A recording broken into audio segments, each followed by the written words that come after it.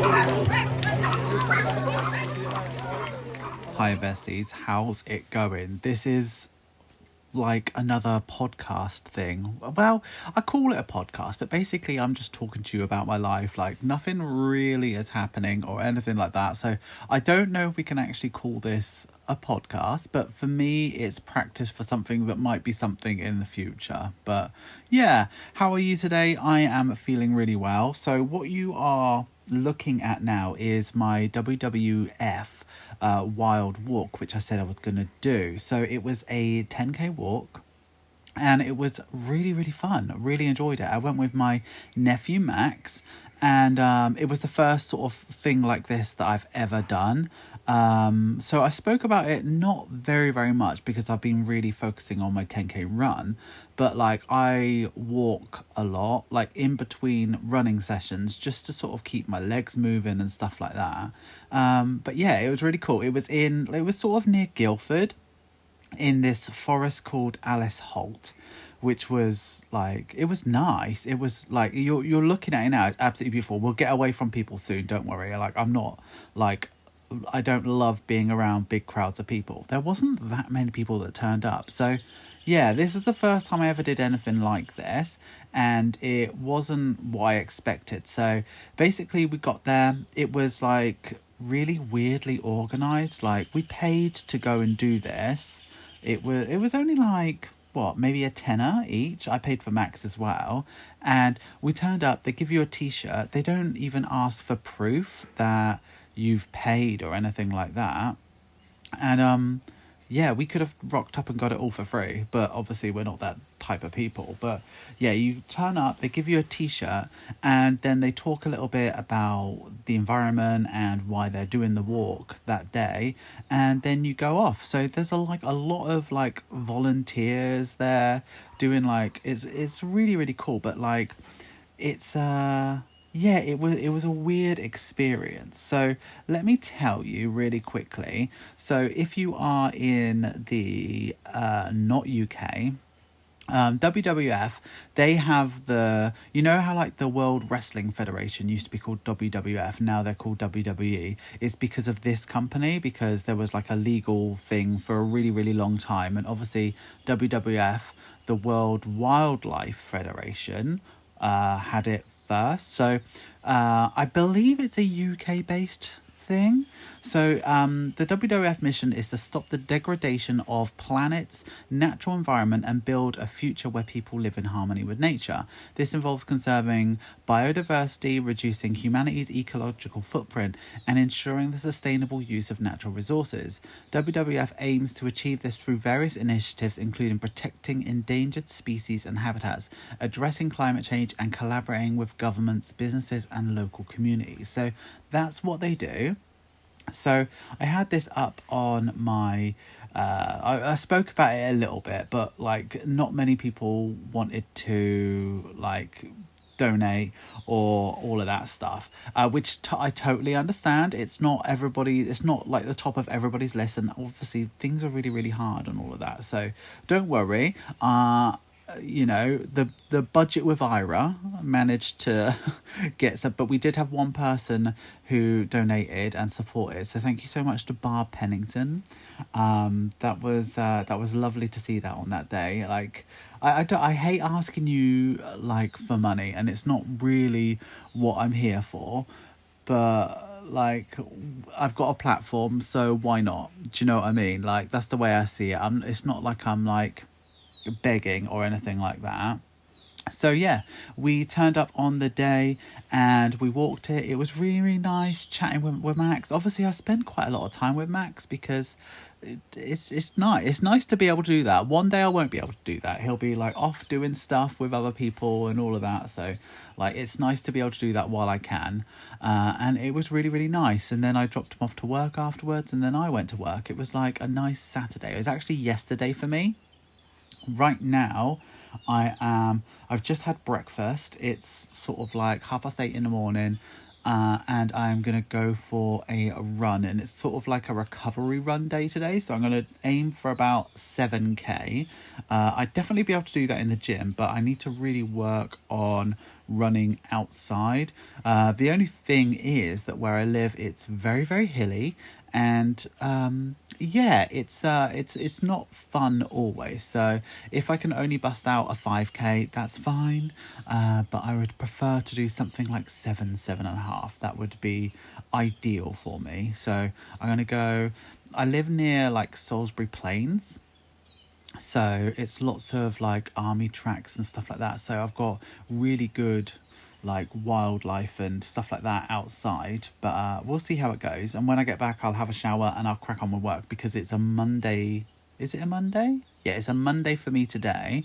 So I'm gonna crack on with that sort of stuff today. But it's like generally a quite light work day, and then tomorrow is Tuesday. I need to go get my hair cut, but it's depressing going to get my hair cut because I'm training in a hairstyle. I'm going for a Caesar hairstyle because I think it will look good on me, and if you don't know what that is, Google it. But essentially I need more hair where I don't have hair, so I just need to let it grow. So it's going to look really ugly for really long, but I'm already starting to wear hats outside because I hate that sort of in between phase, but it's going to be such a long time. But hopefully it looks nice for my birthday. It's only May now, so I've got like a month and my hair does grow relatively quick. Anyway, I'm boring you. So let me tell you, we're talking about running and we're talking about donations. I thought this would be a really, really lovely opportunity for me to share how much we've raised so far for Cancer Research UK, because obviously the run is on the 8th of June, and obviously you're welcome to come if you want to, but like I don't know why you would. But yeah, it's the training's going well. I feel really confident about it. I know it's going to be tough. I know it's going to be hard. But if it takes me an hour, if it takes me 2 hours to get it done, I will get it done. So I thought this would be a nice opportunity to talk about who has donated and just to say thank you. So some of these people are anonymous and it says anonymous. So I'm just going to start from the start. So far we have raised £595, which is incredible. Obviously the goal is 1,000, but if 595 is where it is, I am over the moon with that. That's wonderful for me. So I just thank you to everybody who has donated something, people who have thought about it, just, you know, it's whether it's within the budget or not, so it makes sense. But anyway, starting from the first donation, 5 months ago we had Kaylee Wilson who donated £20. Then we had straight in Barb Pennington, who is wonderful, with £25. Jessie Smith did £5. Natalie Sanders did £100, which is wild. Deborah Morgan did 20. Emma Playford did 20. Bethany Dorr did £25. Cara Dutton did 20.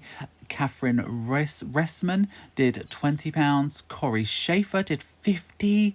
Kirsten Reed did 35. Maria Elena Gonzalez did 10. Lisa did 10. Jill Wilkinson did 20. We had someone anonymous do £100.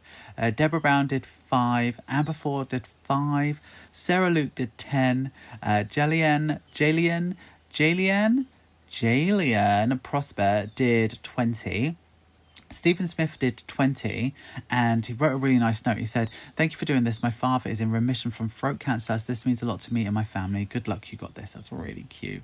Nat again did £5. I've recently been diagnosed with lung cancer, so thank you for raising money towards this research. E2Z, you absolutely smashed this 10k bestie.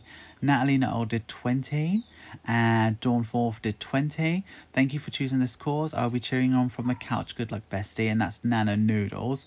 And Monique Vanderberg, the other 7 days ago, did £10. So that's all 24 updates on what we've got, and it's just so incredible. Like, cancer's happening right now. Like, it's scary stuff, and it's going to go a really, really long way. So just thank you so much to everybody who has donated. If you haven't donated and you're considering it, the link is on any Budget with Ira YouTube video. I'll think I'll see if I can put it on this, but I know I've got enough money out of you. Like, do you know what I mean? It's like you don't. It's not. I know things are tough, so don't ever feel like I'm trying to guilt you into this. Like, I don't know. It's a difficult thing asking for money. It makes you feel really awkward, and yeah, it is tough. But yeah, I try to fight the shyness, because nearly everybody's got a spare fiver, and if everybody listening to this did a fiver, that would go very, very far. But anyway, moving on to the next thing I want to talk to you about. Who watched Eurovision the other day? I love Eurovision. It's like, I get really, really excited about it. But this year, I've not really felt the hype over it. I didn't know any of the songs. I didn't like, normally I know a couple of songs beforehand. I know who's representing us. I know what the song is. Last year, songs were really good. The year before, songs were really, really good. This year, I had no hype around it. It just wasn't in my sort of atmosphere. Do you know what I mean? I wasn't really interested in it. So I thought that was going to be a good thing watching it, because all the songs were like new to me. Do you know what I mean? I thought most of the songs were actually cack. And I really liked the UK's one. Maybe because it, like, they were seemed to be really, really talented. Would I listen to it again? Maybe not. The song I really liked. It wasn't, oh, I can't remember what country it was, but it sounded like they were mermaids. It was really good. What was it? But I think our people did really, really well. So there are a Hampshire-based group called Remember Monday, and they sang a song called What Just Happened or something. And they were really good. They looked like Disney princesses. And they did really well. We ended up getting 88 points. So if you don't know how it works, it's basically all countries in Europe are allowed to go. There are a main 5, which are like Spain, UK, Italy, probably Switzerland. I don't know. There's 5 main countries who put the most money towards it, so they are automatically in. Like, they don't have to do that. But all the rest of the countries, there's like 2 heats, and they sing their songs, and then they do, I don't know, I've never watched one, but they're voted, and then the top, like, I don't know, 26 countries get to sing on the final. And so they all sing, and then they do voting first, which is based off of, they give them points for, they do 12 points, 10, 9, 8, 7, 6, 5, 4, 3, 2, 1. No, 12, 10, 8, 7, 6, 5, 4, 3, 2, 1. And basically, these music industry people from each country vote, and then give points to other countries. So basically, that's the first round, and at the end of that round, we ended up with 88 points, which put us on the left side of the board. So there's like 2 sides of the board, basically 2 rows of 13. On the left side of the board means that you're generally doing really, really well. And then throughout the whole night, everybody in every country, so it's like broadcast to like 20 million people or something. But basically, or 200 million. Yeah, it's 200 million. So basically, it's like televotes, you can text vote, you can vote online and stuff like that. And at the end of it, they call round to all of these 26 or 40 countries, and they give their points from the public. And no, they don't. Yeah. So basically what you get is you get a big lump of points at the end, and people get, like, the most you can get in that big lump is 444, which would mean that every country gave you the full 12 points. So I think the most one country got was like 300, and that was Israel, which was very contentious. But we got 0, which is so us. Like, I don't know, it's like the Eurovision Song Contest is very, very political, very, very political, and it kind of always has been. However, sometimes things just like go over it. So I feel like Sam Ryder's year, So that was like 3 years ago. Sam Ryder sang a song called Spaceman, and that came second. It probably should have won, but that was right at the start of the Ukraine situation, and they won. So that was political, and they can have that. That makes sense. But that would have been a UK win for sure. But yeah, it's like I think the UK is just a bit too. I think the way this is what I think, right? It might not be right, but I think the way that Europe sees the UK is that they're not part of Europe because we're a little island off the side that has had a past of colonializing the whole world. But I think the way Europe sees the UK is that they're USA's little brother. Do you know what I mean? Like just as bad. And I can see why they say that. What was that song called? It was. Oh, I can't remember what it was. I really liked it. They looked like mermaids. It was so good. But the person that won, his name was JJ, and it was a bizarre song. It was bizarre. I wouldn't have called it my favourite, but yeah. So there was a lot of protest as well because it looked for a very long time that Israel was going to win. Which would have been weird. Oh, and also when they go around and they get the judges' votes, they call like all of these countries, and it's really nice to see like who their celebrities are. You don't know who any of them are, but we had Sophie Ellis Bextor, which was good. But we were gonna get that guy from Sex Education, the new Doctor Who, but I don't know what the issue was there. But yeah, there was lots and lots and lots of protests and stuff like that. Some of the songs were really cool, but yeah, that was that. What else do I want to talk to you about? I talked to you about WWF. I talked to you about Eurovision. Ooh, let me tell you about my schedule. How exciting for you. So basically, I have these premium bonds. So last month, oh, can you hear? Last month, I won £150 on my premium bonds. And do you know what? I know I should have saved it. I know I haven't been saving towards my house for a really, really long time. But I also really, really... I'm really proud of what I can do, like in terms of running and stuff like that.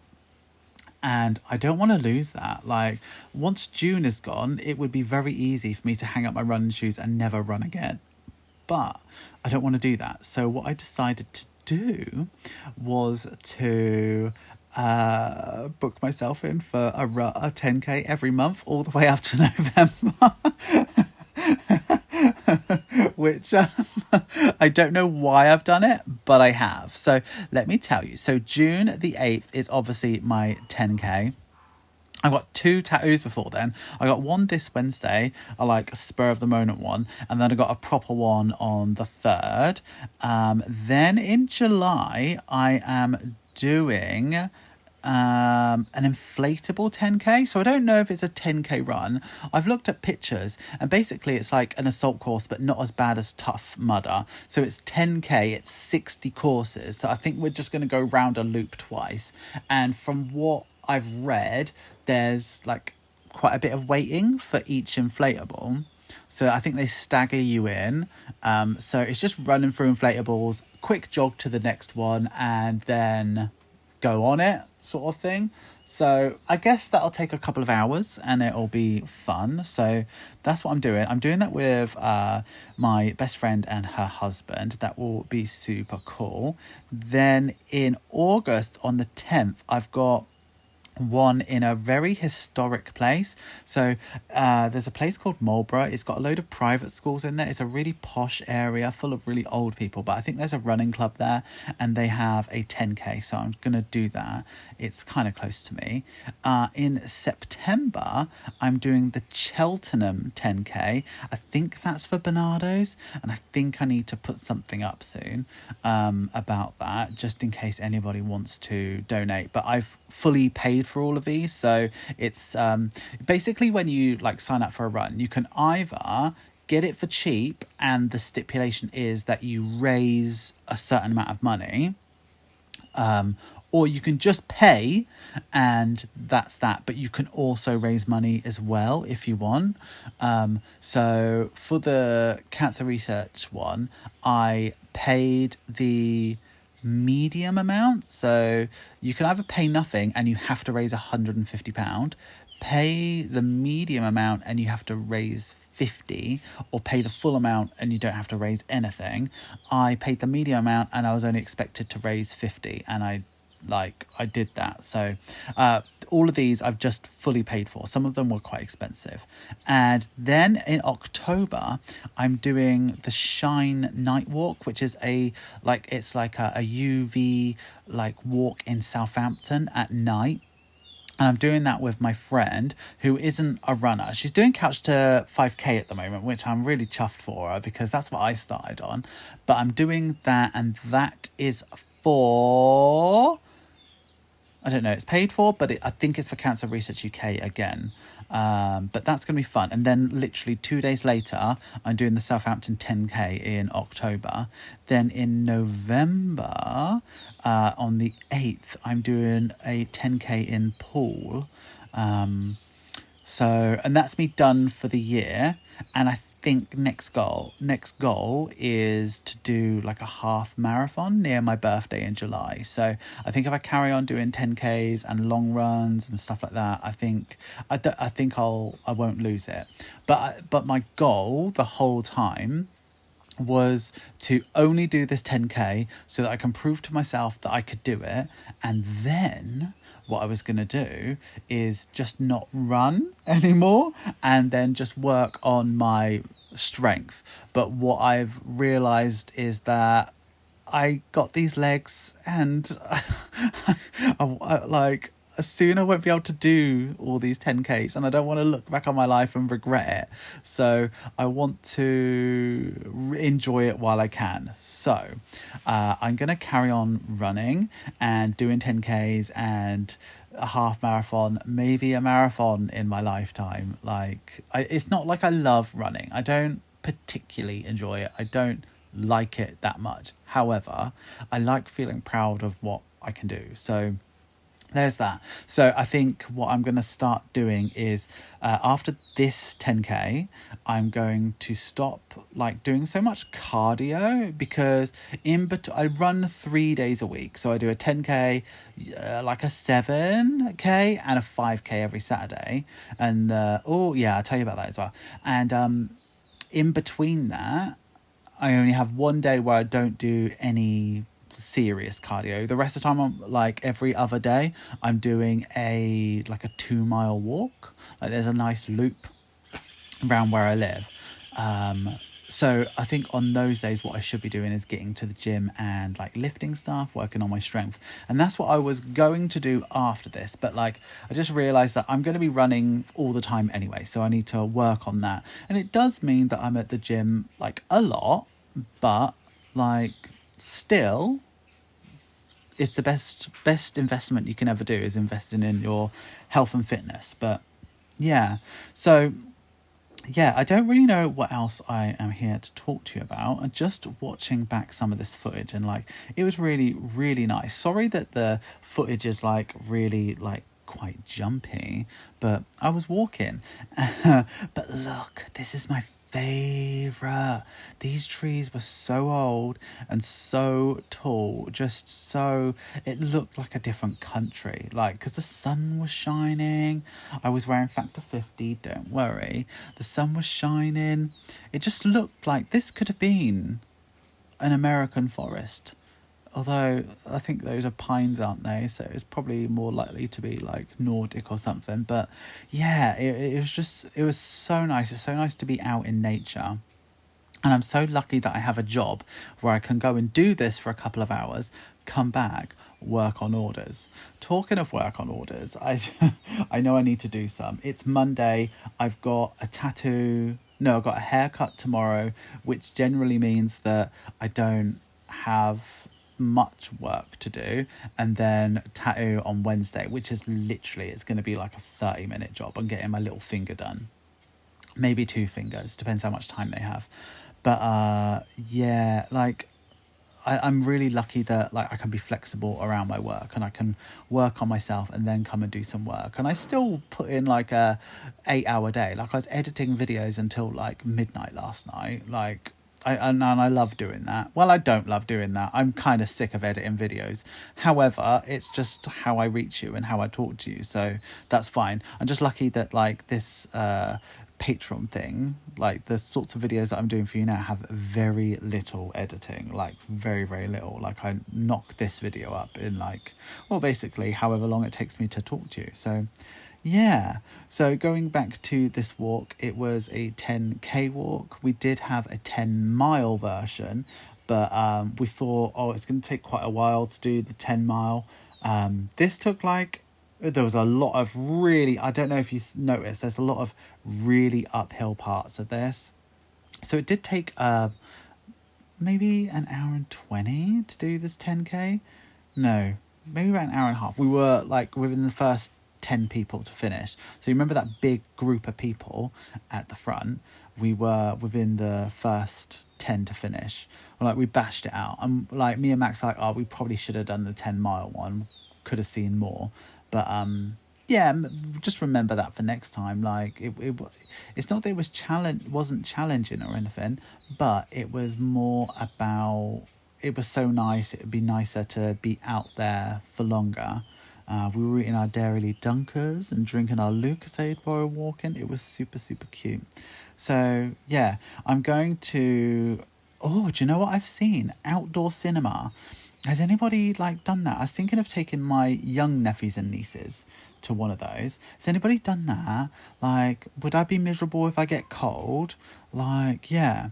This is the point where we're like, oh, we recognise this point where we've been and we could sort of hear stuff. Like it normally it was just bird song and like quiet and stuff like that. But this is where we were like hearing stuff. We're like, oh, is it ended already? And because we were chatting the whole way and all of that, it felt like we walked for like 20 minutes tops. It would have been nice to have had a dog with us as well. That would have been cute. We did see a lot of people like take their dogs on walks and stuff like that. But yeah, we were like, oh, it's finished already? I can't even believe that. But anyway, before we go, because we are literally coming up to the end of it, thanks. I don't know how many people watch these or listen to these or whatever, but thanks for sort of bearing with me and like all of that stuff. Thanks for just hanging out with me and listening to me. I can't believe there's an audience for this. I don't know. I don't know why you would watch it or anything like that, but yeah, just thank you and all of that. Obviously I am gonna do some like proper videos, but I remember like I did like a full vlog for, well, like a mini vlog for Patreon, and everyone was like, you don't need to go into all this effort, you can just not edit stuff.